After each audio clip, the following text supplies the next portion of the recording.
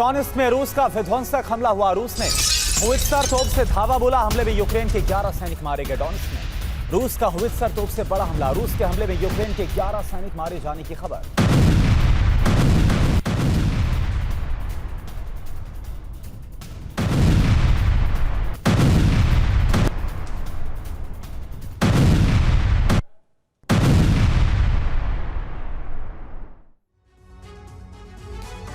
Ukraine ने एक बार फिर से क्रीमिया के सेवास्तोपोल को टारगेट बनाया है। क्रीमिया को तहलाने के लिए यूक्रेनी फौज लगातार 4 घंटे तक संघर्ष करती रही। रूसी डिफेंस को नाकाम करना बेहद मुश्किल हो रहा था, लेकिन आखिरकार यूक्रेन के सरफेस ड्रोन का एक हमला कामयाब हुआ और सेवास्तोपोल पर जोरदार धमाका हुआ। यूक्रेन के इस हमले में रूस के कई फ्रिगेट को नुकसान पहुंचा है। सैन्य बोट भी जल गई, जबकि एक ऑयल टैंकर में बड़ा धमाका टल गया। रूस ने सुबह से बदले का एक्शन शुरू किया और यूक्रेन की राजधानी में कई धमाके इसके बाद सुने गए। काला सागर का वो किनारा जहां दिन रात हमले की ताक में रहता है यूक्रेन।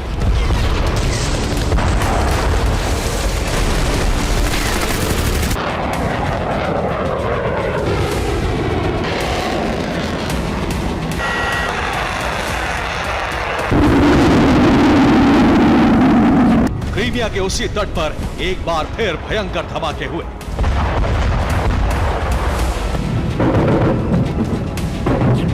ब्लैक सी फ्लीट का मुख्यालय सेवास्तोपोल फिर धमाकों से गूंज उठा।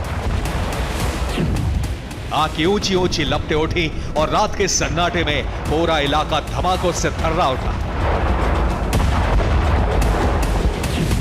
रिपोर्ट के मुताबिक बुधवार की रात यूक्रेन ने सेवास्तोपोल को टारगेट किया। समंदर के रास्ते एक के बाद एक कई ड्रोन भेजे गए। रूस समुद्र के रास्ते हमले को नाकाम करने की कोशिश करता रहा।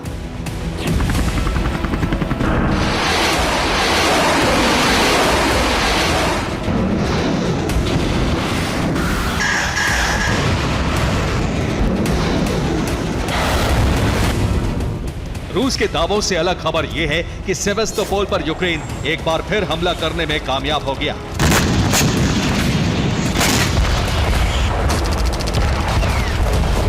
यूक्रेन के टारगेट पर समुद्र किनारे खड़े रूस की ब्लैक सी फ्लीट की बोट, फ्रिगेट और टैंकर थे।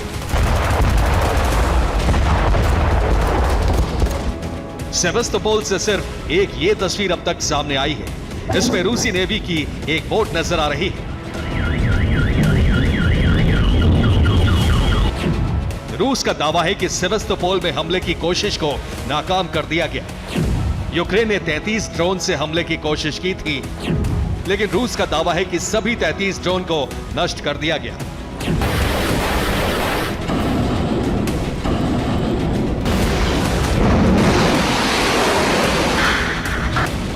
दूसरी तरफ यूक्रेन के हवाले से जो खबर आई है उसके मुताबिक रूस ने जिस इलाके की सुरक्षा के लिए कई रणनीति बनाई, कई तरह के सुरक्षा घेरे बनाए,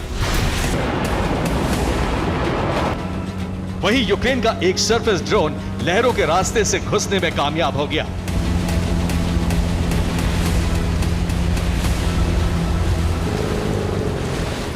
यूक्रेन के सरफेस ड्रोन से भयंकर धमाके होते हैं और इस बार भी सेवास्तोपोल पर रात के अंधेरे में आग की रोशनी फैल गई।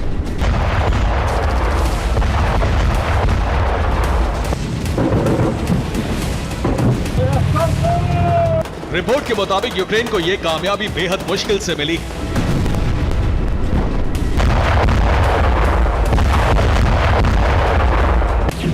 यूक्रेन लगातार 4 घंटे तक हमला करता रहा। हमले में यूक्रेन ने कई मिसाइलों का इस्तेमाल किया। हवा से कई ड्रोन ने भी क्रीमिया में घुसने की कोशिश की।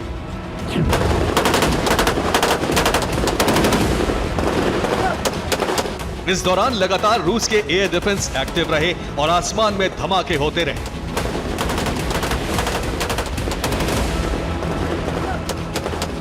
विशेषज्ञों के मुताबिक यूक्रेन ने रूसी सेना का ध्यान भटकाने के लिए हवा से हमला किया था। रूस की सेना मिसाइलों और ड्रोन को नष्ट करने में व्यस्त रही और इसी दौरान यूक्रेन की मरीन ड्रोन यूनिट ने अपने मिशन को अंजाम दे दिया।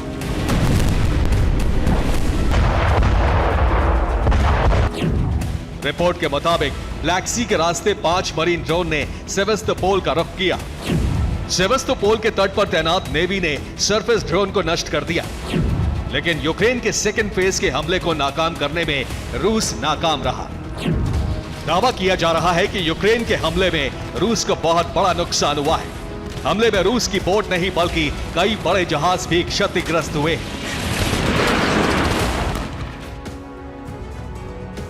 मंगलवार को सेवेस्तोपोल में एक ऑयल टैंक पहुंचा था। यूक्रेन ने इस ऑयल टैंकर में धमाका करके बड़े विध्वंस का प्लान तैयार किया था। बुधवार को यूक्रेन के एक्शन की शुरुआत हुई। क्रीमिया पर ताबड़तोड़ हमला कर दिया गया। यूक्रेन ने क्रीमिया पर 33 ड्रोन से हमला किया, लेकिन क्रीमिया में तैनात रूसी एयर डिफेंस ने सभी ड्रोन को हवा में ध्वस्त कर दिया और उसके बाद यूक्रेन ने अपने घातक सरफेस ड्रोन यानी कि पानी में चलने वाले ड्रोन से हमला शुरू कर दिया। 10 सरफेस ड्रोन से हमले की कोशिश की गई, लेकिन रूसी डिफेंस को तोड़ना बेहद मुश्किल हो रहा था। इस दौरान हवा और पानी में काला सागर में लगातार धमाके होते रहे, लेकिन आखिरकार सेवेस्तोपोल पर हमला कामयाब हुआ।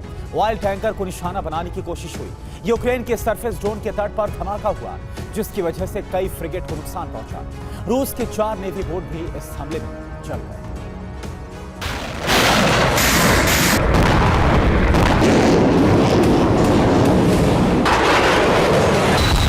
सेवेस्तोपोल में कई धमाके की आवाज सुनी गई। इससे ज्यादा अभी रूसी मीडिया में नहीं बताया जा रहा है।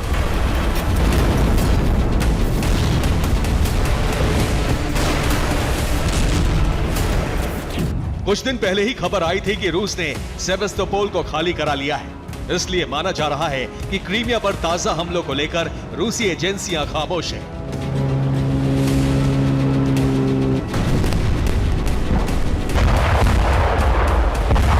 लेकिन रूस की बौखलाहट का असर कीव में देखा जा रहा है। गुरुवार सुबह से ही यूक्रेन की राजधानी कीव पर कई बार मिसाइल से हमले हुए हैं।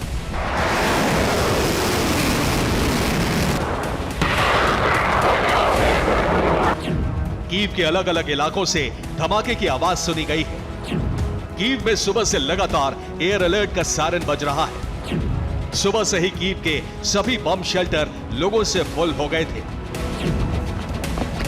रूस में जब जब बड़े हमले होते हैं, कीव को टारगेट बनाया जाता है और जिस तरह से सुबह से कीव पर हमले हो रहे हैं, उससे जाहिर हो रहा है कि रूस को कोई बड़ा नुकसान उठाना पड़ा है।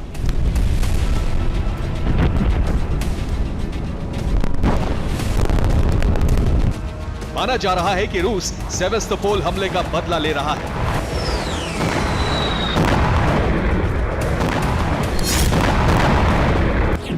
बहुत दिनों बाद रूस ईरान के ड्रोन से हमले कर रहा है। कीव पर कई शाहिद ड्रोन से धमाके हो चुके हैं। एयर डिफेंस न होने की वजह से ड्रोन से धमाके हो रहे हैं। रूस अब कीव को दहलाने के लिए महंगी मिसाइलों का इस्तेमाल नहीं कर रहा है।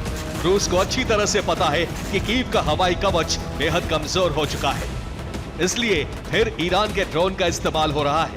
रिपोर्ट के मुताबिक रूसी हमले के बाद कीव में आपातकाल का ऐलान किया गया है। इस बार रूस कीव के अहम ठिकानों को टारगेट कर रहा है। रूस राष्ट्रपति भवन पर हमले की कोशिश में है। सरकारी भवनों को भी टारगेट किया जा रहा है। कीव के पावर हाउस को भी निशाना बनाया जा रहा है। कीव में भले ही एयर डिफेंस कम है, लेकिन राष्ट्रपति भवन और सेना के मुख्यालय जैसे भवनों की सुरक्षा में एयर डिफेंस तैनात है। रूस के कई ड्रोन हवा में नष्ट हो चुके हैं।